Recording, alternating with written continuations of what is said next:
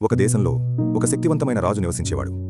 ఒకరోజు తన రాజమహల్ పైకప్పు నుండి బయటకు చూస్తుండగా అతని చూపు ఒక సంచార ఋషిపై పడింది. ఆ ఋషి దేశమంతటా స్వేచ్ఛగా సంచరిస్తూ నడుస్తున్నాడు. రాజు ఆ ఋషిని తన వద్దకు పిలిపించి కఠినంగా ప్రశ్నించాడు. నీకేమైనా విద్య ఉందా? నీకేమైనా ఆస్తిపాస్తులు ఉన్నాయా? నీవు ఏదైనా గొప్ప వంశానికి చెందినవాడివా? ఆ ఋషి ఎంతో ప్రశాంతంగా సమాధానమిచ్చాడు. నేనొక సాధారణ మనిషిని. నాకు గొప్ప విద్య లేదు, ఆస్తిపాస్తులు కూడా లేవు. రాజు అవహేళనతో నవ్వాడు. ఏలాంటి అర్హతలు లేకుండా అని అతడన్నాడు. నా రాజ్యంలో నీవు తిరగడానికి ఎలా ధైర్యం చేస్తున్నావు? అందరి ముందు అతడిని ఎగతాళి చేస్తూ రాజు ఒక శాలువపై ఇలా వ్రాయించాడు: ప్రపంచంలోనే అత్యంత మూర్ఖుడు. ఆ శాలువను ఋషి భుజాలపై ఉంచి అతన్ని అక్కడి నుండి పంపివేశాడు. ఏళ్ల గడిచాయి. అప్పుడు ఆ శక్తివంతమైన రాజు క్రమంగా బలహీనుడయ్యాడు. ఇప్పుడు మంచానికే పరిమితమై సహాయహీనుడిగా మారిన అతడు మరణాన్ని ఎదురుచూస్తూ పడి ఉన్నాడు. అతన్ని చూడటానికి ప్రజలు వచ్చేవారు. వారిలోనే అదే ఋషి నిలబడి ఉన్నాడు. అతడు రాజు దగ్గరకు వెళ్లి ప్రశ్నించాడు.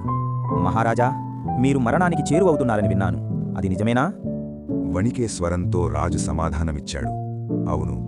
అప్పుడు ఆ ఋషి మళ్లీ అడిగాడు, నీ ఆత్మ ఎక్కడికి వెళ్లబోతోందో నీకు తెలుసా? లేదా అది ఎవరిని కలుసుకోబోతోందో తెలుసా? భయంతో వణికే స్వరంలో రాజు మెల్లగా చెప్పాడు, నాకు తెలియదు. ఆ ఋషి సౌమ్యంగా అన్నాడు, మనం దగ్గరిలోని ఒక గ్రామానికి ప్రయాణం చెయ్యాలన్నా కూడా ముందుగానే జాగ్రత్తగా సిద్ధమవుతాం కదా. మనం ఎక్కడికి వెళుతున్నామో మనకు తెలుసు, అక్కడ ఎవరిని కలుసుకోబోతున్నామో కూడా తెలుసు. అయితే నీవు ఇప్పుడు ఈ శరీరాన్ని విడిచి శాశ్వతత్వం వైపు ప్రయాణం చెయ్యబోతున్నావు, ఏ విధమైన సిద్ధత లేకుండా. ఇప్పుడు చెప్పండి మహారాజా, అత్యంత మూర్ఖుడు ఎవరు? ఆ శాలువను రాజు చేతుల్లో ఉంచి ఆ ఋషి మౌనంగా అక్కడి నుంచి నడుచుకుంటూ వెళ్ళిపోయాడు. ప్రియమైన మిత్రమా, బైబిల్ ప్రకారం ప్రతి మనిషి పాపంలోనే జన్మిస్తాడు, మరియు అందరూ పాపం చేశారు. ఆ పాపం కారణంగా మానవజాతి దేవుని నుండి శాశ్వత విభేదానికి గురవుతుంది. కాని దేవుడు లోకమును ఎంతో ప్రేమించాడు. అతడు తన స్వంత కుమారుడైన యేసుక్రీస్తును పంపించాడు. మరియమ్మ అనే కన్య ద్వారా జన్మించినవాడిగా, పాపంలో పుట్టినవాడు కాడు. ఆయన మరణం మరియు పునరుత్థానంపై విశ్వాసం ఉంచిన ద్వారా మనం రక్షణ పొందగలం.